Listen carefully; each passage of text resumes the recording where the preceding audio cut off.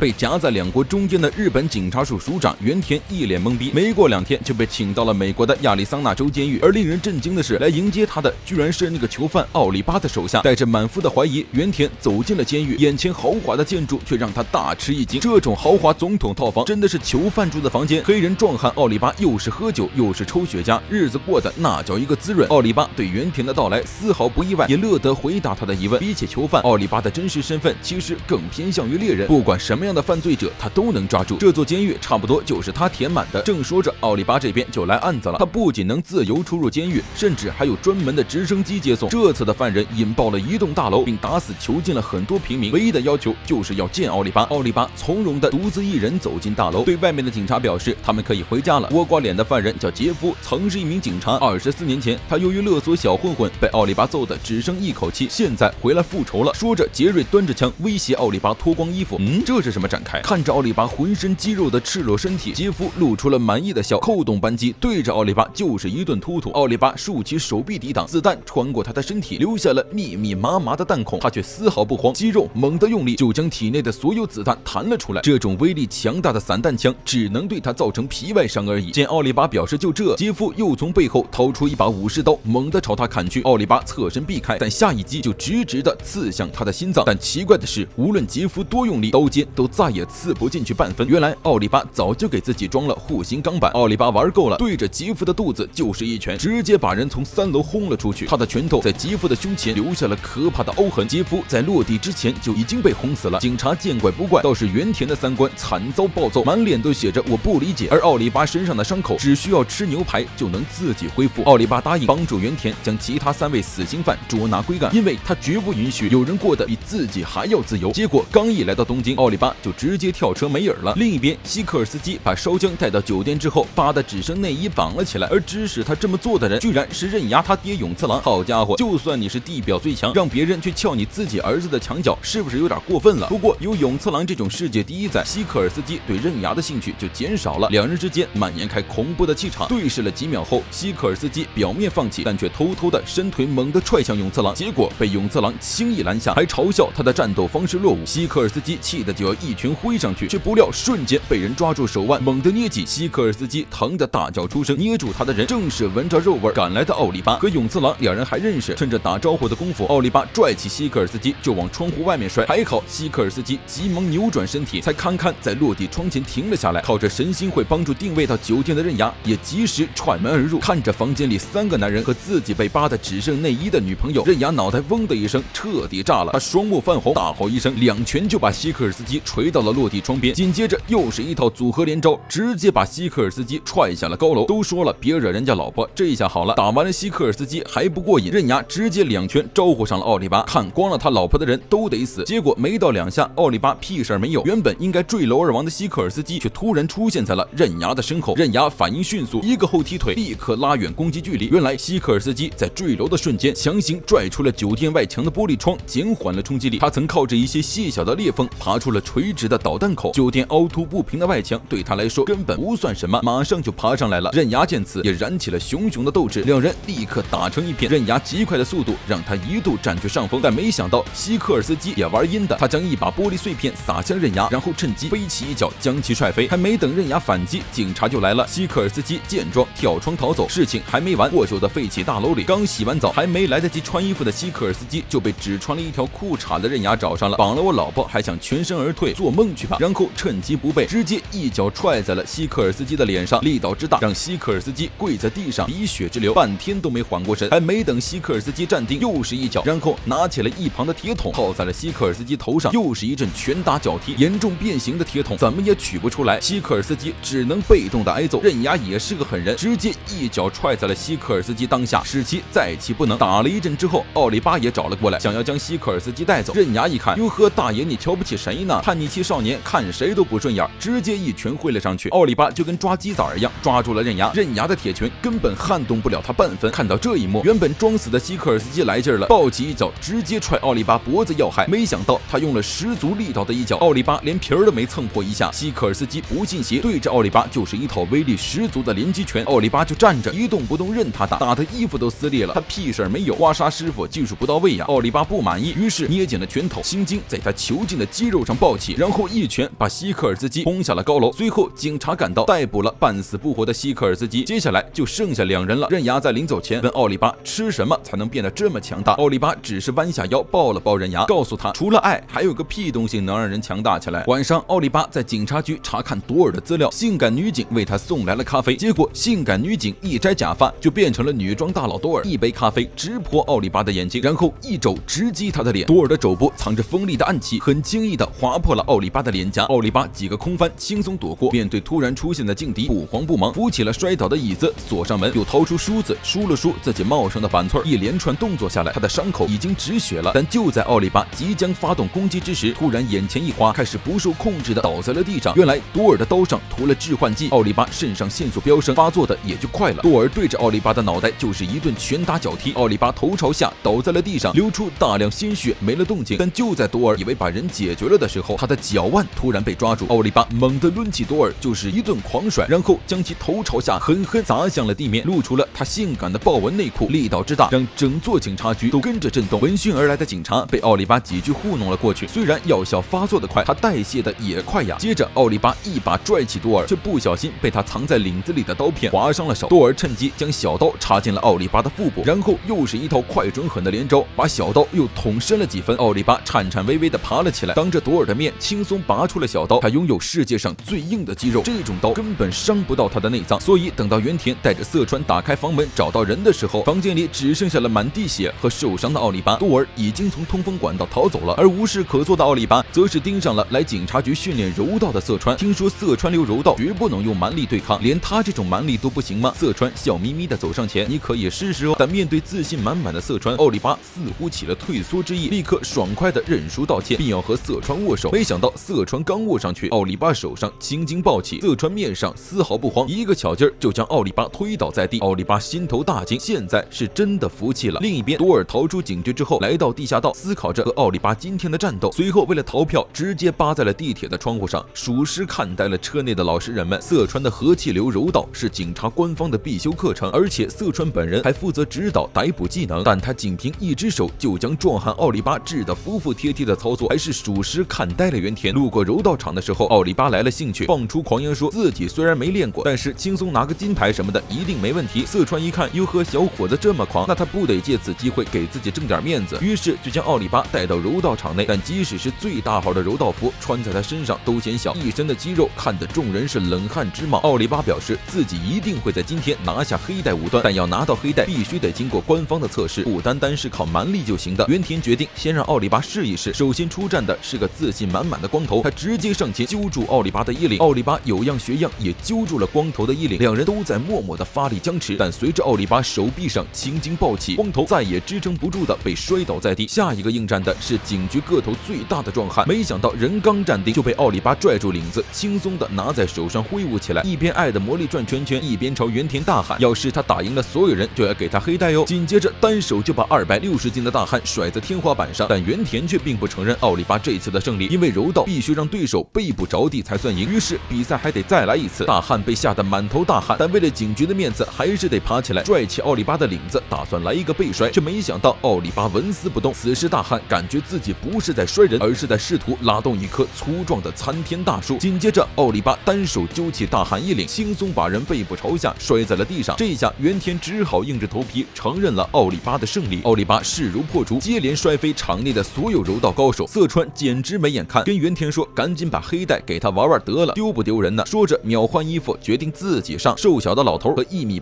壮汉站在一起，对比太过鲜明。但奥利巴知道色川绝对不是好对付的，他伸手拽住色川的衣领，轻松将其一个扔出。但就在落地的瞬间，色川立刻变换身形，稳稳落地。奥利巴也爽快地表示自己放弃黑带，因为刚才那一下他的手腕就被色川弄断了。色川玩得还挺开心，于是把自己的黑带扔给了奥利巴，这可是正经的权威认证。神心道场内，一个长发男人轻松地摁碎了手下的篮球，手下从3个方面朝他扔出篮球，还没近身就被他直接切碎。男人叫高茂生，是斩击空手道腹牛流派的武道家，他的决战断线斩能够轻松切断牛的神经，甚至就连薄薄的纸都不在话下。他受邀来到神心会做特殊指导，不要报酬，只想要知道那些死刑犯们的下落。因为之前地下竞技场的落败，他没有被德川考虑进对敌队伍中，一直觉得丢人。碰巧多尔的行动还真就在神心会的监视之下，克斯也乐意找人掺和进来，于是将阿生带到了多尔居住的酒店。此时的房间内，多尔只穿着内裤展示自己浑身的机关。美国陆军大佐看着都疼，问他不会影响自己的日常生活吗？多尔告诉他，机关的开关在手指的内部，只要不启动就没问题，而且这在职业魔术里非常常见。用手往空杯里倒酒，把手指当成烟斗的原理其实非常简单，他们都在自己的身体里通过外科手术埋下了管子，更别提他这种穷凶极恶的死刑犯了。不过你这也过不了安检吧？怪不得之前逃票呢。多尔对着大佐一拳挥出，拳风直接吹飞了他头上的帽子，大佐顿时吓得满脸冷汗。看来多尔的能力远不止于此。此时门铃响起，大佐前去开门，结果刚捡起帽子，阿生就出现在他的面前，一把将人推开之后，正是找上了多尔的麻烦。兴奋的阿生一脚直击多尔的咽喉，力道之大，让他的脚都在冒着热气。多尔被踹得在地上不停地翻滚，被脚气熏得半天喘不上气儿，太卑鄙了，居然还自带毒气。多尔缓了一会儿，走到阿生面前，开关启动，直击阿生动脉，但阿生比他还要快，对着多尔的咽喉又是一击，这力道简直就是不给人喘息的机会。画面一转，来到刃牙这边，他正和女朋友烧姜在河边打水漂，条。烧姜开心的样子丝毫看不出他刚被人家扒的衣服绑架。刃牙疑惑烧姜遭受了那样的待遇，为什么都不生气。华山突然出现在两人身后，他问刃牙是想要烧姜还是只想要女人？如果只想要女人，想要什么样的他都有。被激怒的刃牙挥拳朝华山打去，却反被一脚踹进了河里。烧姜忽然拽住了华山的衣服，非常不爽的一脚踹着华山，从头到尾都没有注意到他，还当着自己的面要给他男朋友找女人。男人心里想的从来都是怎么变强，从来没把女人放在心上，凭什么自己就要被忽视？刃牙吓坏了，赶紧把烧姜拉开，生怕华山一个不高兴把自己老婆弄死。烧姜坚定地盯着刃牙，他已经不能再认输了。最强和最爱比起来算个屁。华山没有生气，而是让刃牙在最强和最爱之间做出选择。结果被烧姜扔了石头，刃牙没有回答，但华山已经明白了，揉着被狗粮砸疼的脑袋离开了。酒店这边连续2下攻击打得多尔倒地不起，不管多尔站起来多少次，他都能轻松命中咽喉，让他继续躺尸。但就在阿生把人翻过来打算拖走的时候，多尔突然举起了自己的右手，机关一扣，他的拳头猛地爆发出巨大的力量，瞬间把阿生轰飞了出去。受到重创的阿生居然忍着剧痛，又把被轰脱臼的下巴掰了回去，再次摆出了攻击的姿势。而多尔也活动着手指，开启了自己身上所有的机关，一步步朝着阿生走去。阿生浑身冒汗的严阵以待，但就在即将进入他攻击范围之内的时候，多尔突然停住脚步，一动不动。阿生顿时慌了，思考着多尔要用什么部位对他进行攻击，紧接着大吼着扑了上去，却没想到多尔手指一动，巨大的爆炸声从他胸前传来，鲜血四溅。阿生浑身冒着白烟，被轰飞了出去。多尔居然在自己的胸口藏了炸药，但他自己因为穿了防弹衣，毫发无伤，居然连炸药都用上了。大佐怒斥多尔，这根本就不算是格斗。多尔非常淡定，他本来就不是格斗家，对于他来说，不管用什么，只要能赢就行。当然，对面要是用核弹，他也无所谓。自己绞尽脑汁都无法获胜的败北，才是他渴望的败北。晚上，刃牙躺在被窝里，想着白天发生的事。烧姜偷偷开门进来，然后脱得只剩内衣，钻进被窝，抱紧了刃牙。刃牙当场宕机，根本不知道自己该怎么办。刃牙，你行不行？不行，起开我来。好不容易鼓起勇气，转过身，轻轻一抬头，他老爹笑得一脸猥琐，站在他的床头。这一下，属实把刃牙吓得魂儿都飞了。什么玩意儿？怎么还偷窥儿子睡觉呢？永次郎毫不留情地嘲笑刃牙怂包，送上门的老婆都不敢抱，怕不是要载入生物史史册了。当然，永次郎也没有闲到打断小两口亲热，他告诉刃牙，禁欲是得不到力量的，想要变强，就要一刻不停的成长，没日没夜的成长。一连串过不了审的词儿，听得刃牙一愣一愣的。最后，永次郎表达了对儿子的祝福后离开了，剩下懵逼的小情侣也没了亲热的心思，于是约定两人下次见面的时候一定要一起成长。这天还没亮呢，两位就真的不打算做点啥了？中国餐馆里，一位2米高的壮汉用了10秒吃完一整只烤猪，然后走到了烈海王面前，端详了半天，烈海王才认出眼前的正是刃牙同父异母的哥哥杰克，一位用非常极端的药物改造和训练将自己变成肌肉壮汉的狠人拳击手，也就是刃牙当时决赛的对手。最后，刃牙打败了杰克，成为冠军，而多年用药的副作用也彻底击垮了杰克的身体。但令人奇怪的是，此时的杰克甚至比之前更高更壮，仿佛换了个人一样。这真的是杰克吗？烈还在怀疑杰克已经离开了。被多尔重伤的阿生被送到医院治疗，他的哥哥是世界名医搞红叶，能够将医术和格斗互相配合，摧毁人体。看完了阿生的情况之后，红叶找到了生啃剔骨牛排的杰克，希望他能够帮自己的兄弟报仇。原来杰克能长这么高，是因为做了骨头延伸手术。骨头延伸术一般是用于治疗软骨发育不全和粉碎性骨折的患者。当时身受重伤的杰克要求红叶给他的4肢8个方向全部做延伸手术。这种手术虽然能一天让骨头生长0.5毫米，但是过程却极其痛苦。杰克用了1年的时间长高了20公分，身体也更加的强壮了。杰克表示自己对兄弟情不感兴趣，但一定会帮他报仇。商场里买东西的烈还在想着之前遇到杰克的事，结果一抬头，好巧不巧遇见了同样来买东西的多尔，场面一度十分尴尬，两人打也不是，不打也不是，就这么在电梯里瞪着。于是两人相约酒吧，喝光了杯子里的酒之后，战斗开始了。多尔把最后一口酒含在嘴里，端起桌上的蜡烛就要给烈表演喷火杂耍，却反被一刀插进了左眼。趁着多尔因为疼痛弯腰拔刀之际，烈以牙还牙的也端起蜡烛对着多尔就是一口火。自食其果的多尔痛苦的在火中挣扎，烈取下一旁的灭火器帮他灭了火，但多尔也因为灭火器中的干粉无法睁眼。烈随即拉开衣服说：“给你看个大宝贝。”只见他的衣服内侧就跟卖片的一样，整整齐齐的挂满了飞刀，然后不断的将飞刀朝着多尔击射而去，如暴雨般密集的攻击让多尔避无可避，速度快到只能看到残影。他的身边顿时形成了一片血雾，浑身都被扎满了飞刀，把观战的酒保看得一愣一愣的。最后一柄飞刀飞出，多尔惨叫着扭曲着身体推开门跑了。烈紧随其后，又从怀里掏出顶部带小锤的绳索，一下缠住了多尔的脚，将其绊倒在地。飞刀在重力的作用下扎得更深了。烈一步步朝着倒在地上的多尔走出。多尔趁机捏住鼻子，将鼻血喷向烈的眼睛，但没想到烈连眼都不眨一下，反手就用绳子将多尔牢牢捆住，一头连着飞刀将其深深插入地下固定。随后寒光一闪，他居然从身后拔出了40米大刀，还不允许多尔先跑39米，刷刷2刀下去，多尔的后背皮开肉绽，极度的恐惧让多尔挣脱束缚，拔腿就跑，边跑边从裤裆里掏出烟雾弹迷惑对手视线。烈在烟雾中看不见人，只发现了地下的井盖被人掀开。正当他低头查看的时候，多尔突然从他身后跳下，拔出身上的飞刀直击烈的脖子，还好没有命中要害。烈中了一击之后，立刻转身反击，一套无影拳打得多尔跪倒在地。紧接着烈也从裤裆里掏出了9节鞭，组成了根长棍，利落的挑飞了多尔身上的飞刀，但却并没有继续攻击。在他看来，多尔已经没有任何反击的余地了。多尔笑着站了起来，嘲笑明明他的同伴已经吃过教训了，怎么这群人还不长记性？说着猛地扣动指关节，引爆了胸口的炸药。但是烈早有准备，他乘着棍子飞速跳起，躲开爆炸，紧接着一脚踹向多尔的脸，然后就是一套连环棍法，打得多尔毫无还手之力。但就在此时，一管针剂悄无声息地扎进了烈的体内，烈瞬间原地昏迷。多尔吃惊之际，一位壮汉将他落在店里的东西扔给了他，来人正是杰克，但他并没有下手的意思，而是让多尔痊愈了再来找他。不是，就说2句话，你非要把人家搞晕干什么？多尔也是一脸的莫名其妙，但此时的他确实也因为失血过多无力再战，甚至连袋子都提不住了。没想到刚走2步，昏迷的烈就被2个小混混抢了钱包，多尔只好再折返。虽然他已经是强弩之末，但对付这种杂鱼还是绰绰有余。结果刚赶走了小混混，又来了一只狗对着烈狂叫。多尔也不知道怎么想的，也不管自己重伤的身体，就这么站在原地一直守着烈。等到早上烈一觉醒来，多尔的血都快流干了。烈深受感动，背起多尔就往神心会的医疗室赶，不仅一路飞奔，甚至还来了一段轻功水上漂，属实看呆了钓鱼的路人。难道这就是传说中的中国功夫吗？神心会的成员自愿为多尔献了血。2天之后，多尔终于醒了，烈还特地为多尔准备了药膳食疗，男人之间的友谊就这么建立起来了。但等到烈再来看望他的时候，多尔已经不见了。晚上的神心会总部，克斯正在教导学生，一回头就看见多尔站在了门口。克斯一看他就气不打一处来，你们这群老外怎么回事？到室内都不知道脱鞋的吗？没想到的是，多尔还真就乖乖脱了鞋，还向克斯道歉。他来此是向为他献血的各位道谢的，但是作为敌人，他主要的目的是来杀了他们的。说着，多尔以要换衣服为由，拉开了自己的包，掏出了一套防火服。察觉到不对劲的克斯决定先发制人，多尔又掏出一袋面粉撒在室内，随即拿出打火机点火，轰！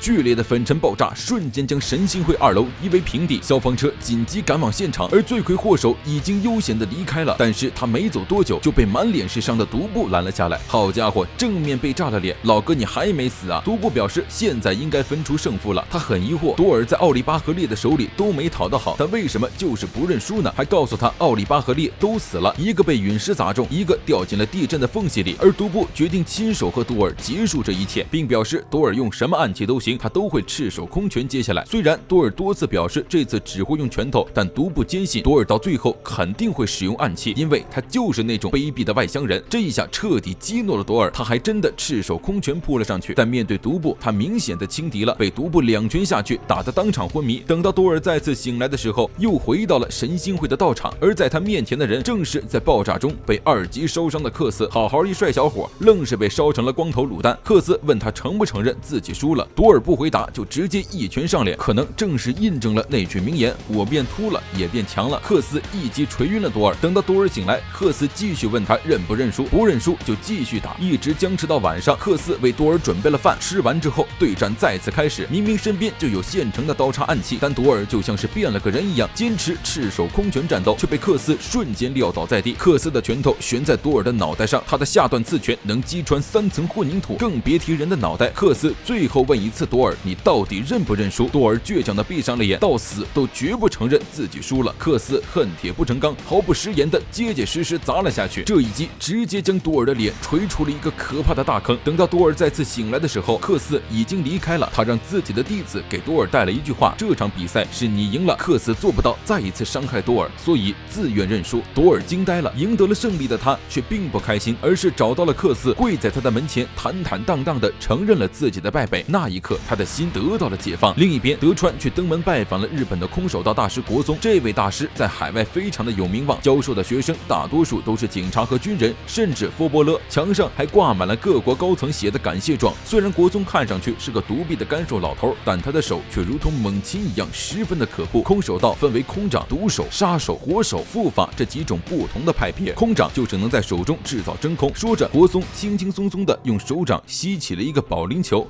他曾经有位天才学生能够用手轻松吸起一张纸，而那位学生就是死刑犯柳龙光。国松缺失的那只手臂就是被柳取下的。画面一转到了柳的住处，他的房间里果然摆放着一根干枯的断臂，而他本人则轻松吸起了一张纸。但柳最厉害的不是这个，而是毒手。经过正确称量的药物的天然毒虫、毒草和沙土混合制成毒沙，将双手插入其中锻炼，再配上中和毒素的洗药，不断的重复练习，过程十分痛苦。有很多人因为练不下去而自断手腕，直到第5天手变成紫色，则毒功大成。这种毒手一旦打在人体上，人体的肉就会腐烂，毒气深入骨髓，相当于当场去世。警察厅内被奥利巴捉拿归案，临时关押在东京的西科尔斯基徒手爬下150米高塔，成功越狱。而刃牙这边终于迎来了自己的成长。烧江给刃牙留下一封我想见你的信之后离开了，而刃牙清楚的明白自己该去什么地方找他。他如同离弦的箭一样冲了出去，甚至比坐车的烧江还要快到达目的地。每次刃牙筋疲力尽的时候，他都会来到这座屋子寻求安慰。烧江当然会来这里，饭也不吃，澡也不洗，刃牙抱着烧江就亲了上去。接下来就是过不了审的内容了，在没日没夜的脖子以下不可描述下，两人都成长了不少。等一下，你俩才17岁吧？这个早熟真的好吗？反正不管怎么样，刃牙通过和烧江的成长变得更强了。可惜这种美好的生活没持续多久，柳就找上了门。本来刃牙把人随便打发了，却没想到柳的矛头直指烧江，这一下彻底惹毛了刃牙，找了片空地就要和柳单挑。柳刚摆好架势，刃牙就以极快的速度冲到了他的面前，直接一脚踹断了他的腿，接着又是毫不留情的2套连招。虽然之前划了20多级的水，但人家怎么说都是格斗冠军，3两下就把柳打得五窍流血，倒地不起。这次怎么看都是刃牙稳赢。而此时的空手道总部，国松正在给德川讲述鞭子的可怕。中东一带到现在都留有鞭打的刑法，根据刑法的程度规定鞭打的次数，但几乎没人能在达到制定次数之前活下来，因为即使瞄准的是背部这种非要害部位，只要打个10几次，犯人就会因为剧烈的疼痛死亡。说着还给德川演示了一下，让自己的手臂彻底脱离，变成比水还要更重的液体，就能轻松切断坚硬的玻璃瓶。而他的徒弟柳则能做得更好，而且即使是千锤百炼出来的肌肉盔甲都无法抵抗对皮肤的打击。而鞭打的本质就是挥舞巴掌，不管鞭打任何部位，所受的伤害都是一样的。与此同时，受到刃牙重创的柳颤巍巍地站了起来，他的双臂如同无骨一样的晃悠起来，阴险地问刃牙：“你怕疼吗？”仅仅一挥手，就将空气中飞舞的草叶切成了碎片。刃牙毫无惧色地走上前，柳突然发难，一掌拍在刃牙的肩膀上，力道之大，肩膀瞬间皮开肉绽。柳又是蓄力一踹，直击刃牙的腿部，刃牙硬生生地挨了3下，足以让常人疼到晕厥的鞭打，表情却没有丝毫的变化。鞭打这种招式，他的父亲永次郎也教过他，只不过在永次郎的口中，这是女人和小孩用来防身的雕虫小技。说着，刃牙的身体也如同柳一样脱力的扭曲起来，可怕的一掌直接拍在柳的背部，剧烈的疼痛让柳哀嚎不已，但刃牙不会手下留情，接着又是2下鞭打，让柳彻底只能倒在地上哀嚎。刃牙压在柳的身上，打算直接折断他的关节，而就在此时，烧江突然大喊危险，一只脚猛地朝刃牙踹去，刃牙急忙翻身后撤躲开，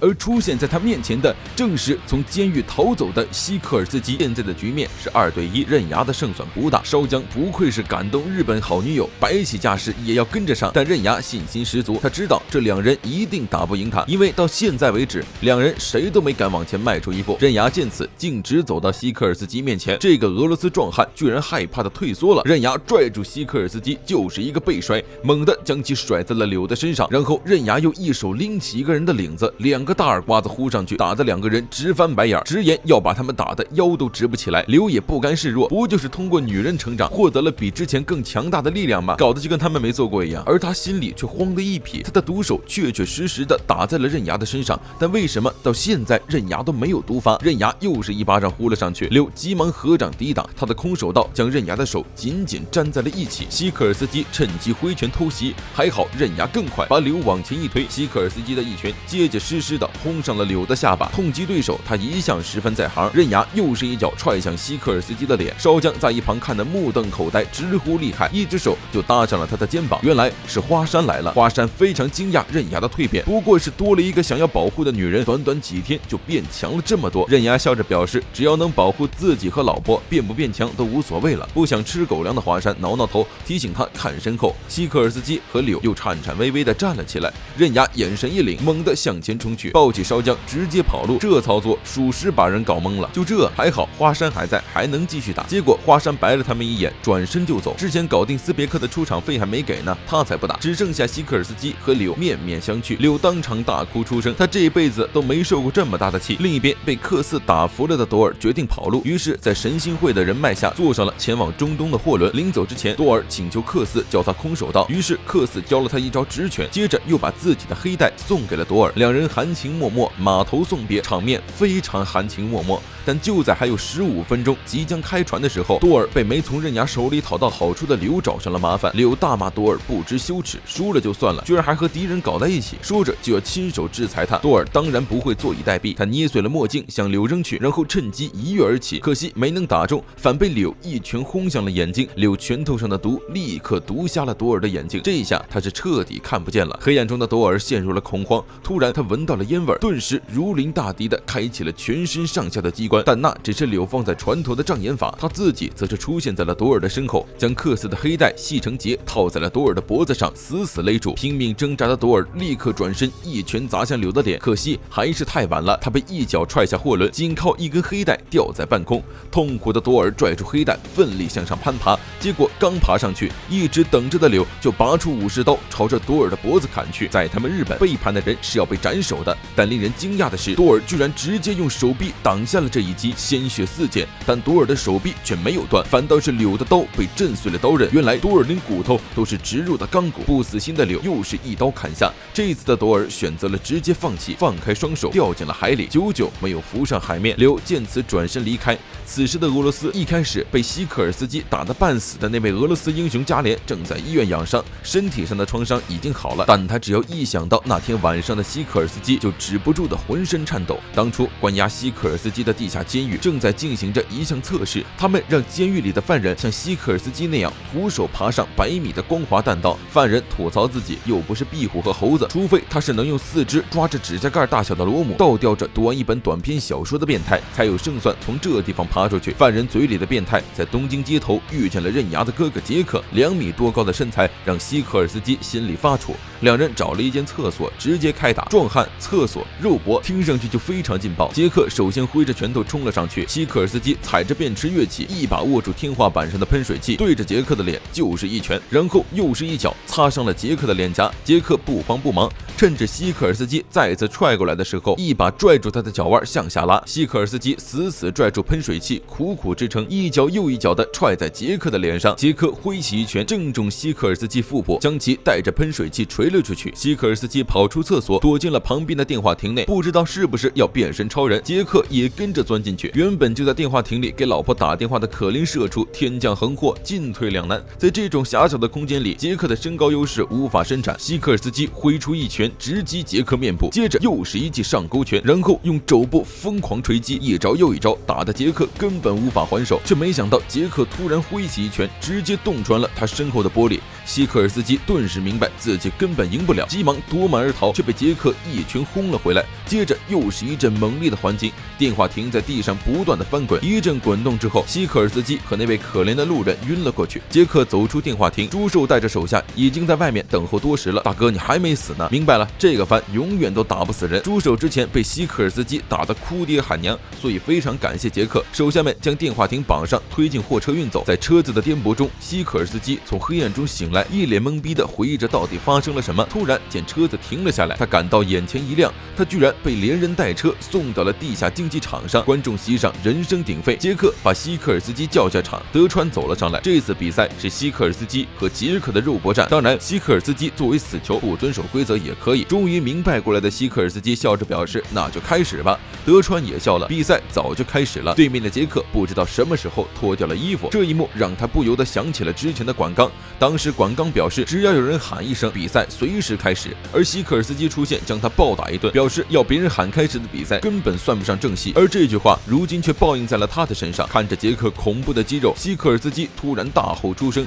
接着脱下了自己的衣服。比赛正式开始，希克尔斯基率先冲了上去，两拳划伤了杰克的手臂，接着又是一套快速的连招，双脚跃起，猛地踹向杰克的头部，然后抱着杰克急速后退，撞上了围栏。但没想到下一秒他就被杰克举起，猛地摔了出去。希克尔斯基被摔到了另一边的围栏上，力道之大，直接震碎了围栏。希克尔斯基无力地靠在围栏上，借机剥下了上面的铁钉。杰克走过来，又是一脚将他踹到了观众席上。希克尔斯基明白，赤手空拳的他根本没有任何胜算，转头就抢了一位老大爷的拐杖，用磨尖的枪头对准杰克，一击下去，杰克歪过头，下一击直冲他的腹部而去。但无论希克尔斯基怎么努力，都无法刺破杰克坚硬的肌肉盔甲，这种程度的东西根本不能伤他分毫。杰克一抬手打飞了拐杖尖儿，希克尔斯基随即扔出铁钉射向杰克的眼睛，却被杰克一口咬住，含进嘴里咀嚼起来，然后将被咬成一团的铁球吐到了他的面前。这已经不是普通人类能做到的程度了。希克尔斯基震惊之余，杰克却突然下场提出换人，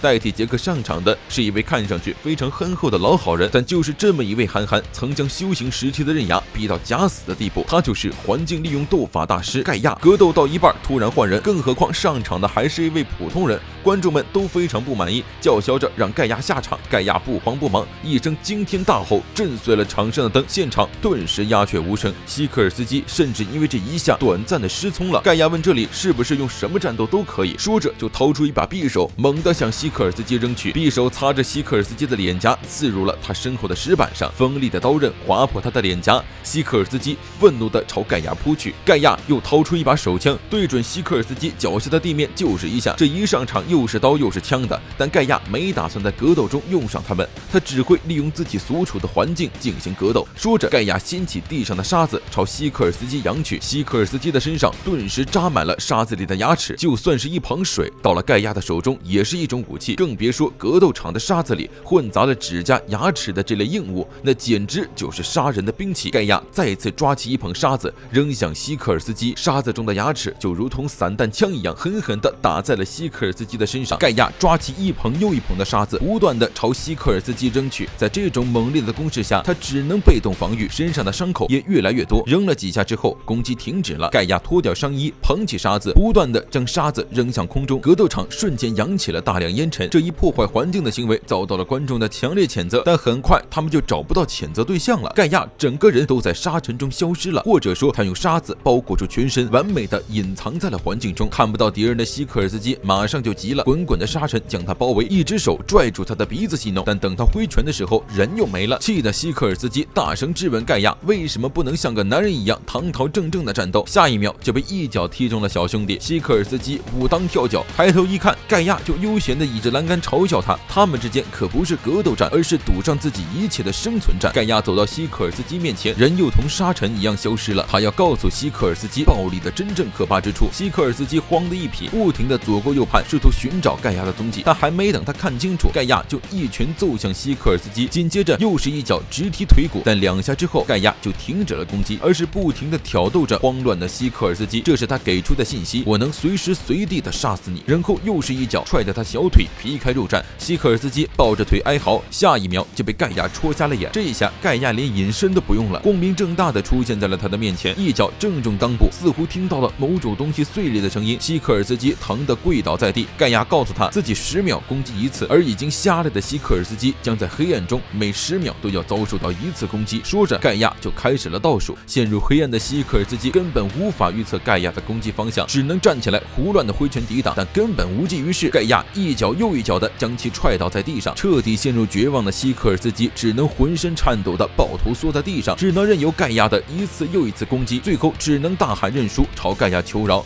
极度的恐惧和黑暗已经将他彻底折磨得崩溃了。盖亚就这样轻松赢下了战斗，5个死刑犯解决了4个。与此同时，最后一位死刑犯柳收到了色川约他公园决斗的挑战书，前来赴约，但是他抽着烟在寒风中走了很久，色川都还没到。原来色川在赶来的路上被一扇厚重的大门拦下了脚步。在最强淘汰赛的准决赛和杰克战斗之前，色川也看到了这扇幻影之门，然后他就输得很惨，差点歇菜。所以这扇门的出现往往预示着他的败北。年轻时的他的老师曾告诫过他不要接近无法匹敌之辈，但色川还是深吸一口气穿过大门，他的面前又出现了拦路怒的汪洋大海，搞得色川非常疑惑。他就是去赴个约，柳那老东西居然厉害到这种程度了。这边色川还在和自己的幻境斗智斗勇，殊不知自己的场子被人截胡了。本部刘实战柔术家本部乙藏找上了刘打架，刘见此将自己抽了一半的烟朝乙藏扔去，被乙藏用武士刀轻松的劈成2半，然后猛地跃起，朝着柳当头砍下。柳侧身躲避，没想到乙藏突然将剑扔出，直直插入柳的右腿，紧接着又扔出锁链将其拽倒在地。想不到吧，人家是武器流，然后挥舞着锁链又是一下，直接击碎了柳的半张嘴。但柳更加兴奋了，他从背后掏出自己的镰刀，高速挥舞起来，却没想到乙藏看都不看他的表演，直接走了2步，退出了攻击距离，然后趁着柳愣神将锁链扔到了他的脸上，冲上去缴械摔人，一气呵成。柳被摔在了栏杆上，半天爬不起来。乙藏一针见血地指出了柳失败的关键，他太过于依赖武器了。说着提着柳的镰刀冲了上去，仅仅一刀就砍断了柳的毒手，鲜血喷涌而出。然后乙藏猛地拔出柳腿上的刀，对准他，胜负已分。但柳却突然笑了，提醒他看身后。永次郎不知道什么时候悄无声息地出现在了乙藏身后，乙藏大惊之下挥刀相向，但永次郎却伸手轻描淡写的徒手掰断了坚硬的武士刀，然后走到柳的面前，告诉他你已经输了。但柳气得青筋暴起，却并不肯认输，就算他是地表最强生物，也没有权利决定这场战斗的胜利。好家伙，是知道这部剧里死不了人，所以才这么倔的吗？色川这一路又是大海又是悬崖的，好不容易到了，才发现自己的场子不仅被抢了，就连永次郎也来了，怪不得自己的幻境可怕成这样。永次郎嘴上说着自己该走了，结果一反手对着柳的脸就是一拳，直接把人打得一头枪地，满头是血。既然这么倔，那他就只能把人打到不能自理，强行认输喽。另一边，被柳逼到跳海的朵尔躲进了海边的洞穴里，他的眼睛已经彻底看不见了。好死不死的，奥利巴找到了他的踪迹。奥利巴敏锐地发现朵尔失明的事实，直接一下把人勒晕，带去了医院。朵尔的眼中含有非常多的毒素，是导致他失明的主要原因。而此时的刃牙也出了大问题，不仅吃不下饭，脸色惨白，脱了衣服后烧姜惊呆了。刃牙原本壮硕的肌肉就像缩水一样迅速的消瘦了，整个人都变得骨瘦如柴，很难不怀疑他是不是去吸毒了。当然刃牙没有吸毒，而是中毒了。等烧姜把人送到医院，红叶一看，直接对他说没救了，埋了吧。这人活到现在已经是个奇迹了。无法接受这一切的烧姜跑到外面痛哭，正好遇见了一位前来问路的黑人小伙。见烧姜这么难过，于是小伙将自己丑到爆的护身符送给了烧姜，安慰了他几句之后离开了。刃牙中毒的消息很快被红叶通知给了众人。柳的毒素对刃牙并不是毫无作用，他通过毒手给刃牙体内注射的毒液早就远远超过了致死量。但就在红叶再次探望刃牙的时候，却发现他居然私自离开了医院，跑回了家。刃牙拒绝接受治疗，看架势是要自己免疫。黑人小伙告别烧姜之后来到宾馆，世界冠军戴普直接单膝跪地表示恭敬，直言因为他没上擂台，自己才能获得冠军。小伙上场之前戴了一副拳击手套，戴普却是面色凝重，因为这个人即使戴着手套也比赤手空拳要危险100倍。两个人的比赛很快开始，戴普抱着必杀的态度进行攻击，威力十足的2拳一个都没能命中。戴普紧接着又是一记高抬腿，被小伙一记重拳击中下巴倒飞出去。起身后的戴普陷入极度的愤怒状态，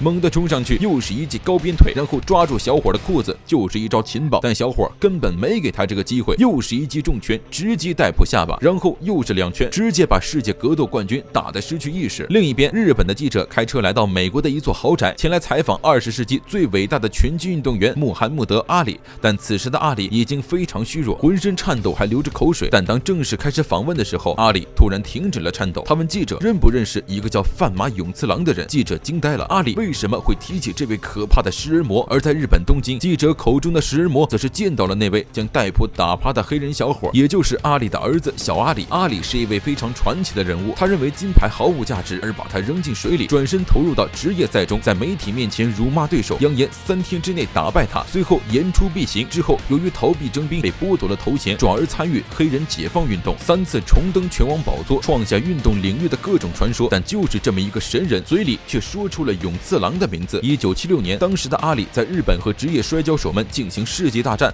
但就在和搭档们夜跑的路上，意外出现了，身边的人逐渐消失不见。在这座钢筋水泥的森林中，他闻到了野兽的味道，一扭头，那个比野兽还要凶猛的男人，年轻的永次郎就站在他的身后。面对气质十足的永次郎，阿里惊得冷汗直冒，下意识地摆出了防守的姿势。在拳击比赛中，无论面对多么强大的敌人，他都不会防守，而永次郎却让他感感受到了足以防守的威胁。阿里迅速挥拳朝永次郎打去，但无论他怎么努力，连对手的头发丝都碰不到。见此，他放弃了进攻，问起了永次郎的意图。永次郎微微一笑，他想看看阿里真正的得意之技，那是比拳击还要更加全面，能预料对手所有攻击的格斗技。听到这里，阿里眼神也是一变，他没想到就连世界上名声显赫的教练员都看不穿的招式，居然被街上偶遇的一个东洋人看穿了。阿里浑身的气场猛地一变，对着永次郎就是极其快速的三连击，竟然对这位地表最强的怪物形成了擦伤。永次郎见此非常满意，这根本不是拳击，而是阿里独创的阿里流拳法。可惜他逃避征兵的3年空窗期，让阿里流拳法没能成型。阿里一拳挥出，再次挥空，永次郎直接躺倒，拽出他的腿，将其翻了个身，稳稳落地。永次郎握住了阿里的手，但就是那3年的空窗期，让他对阿里无比尊敬。阿里不仅是世界冠军，更是一位勇敢的战士，为了穷困潦倒的黑人群体和体制战斗，为了伤痕累累的越共人民和国家战斗。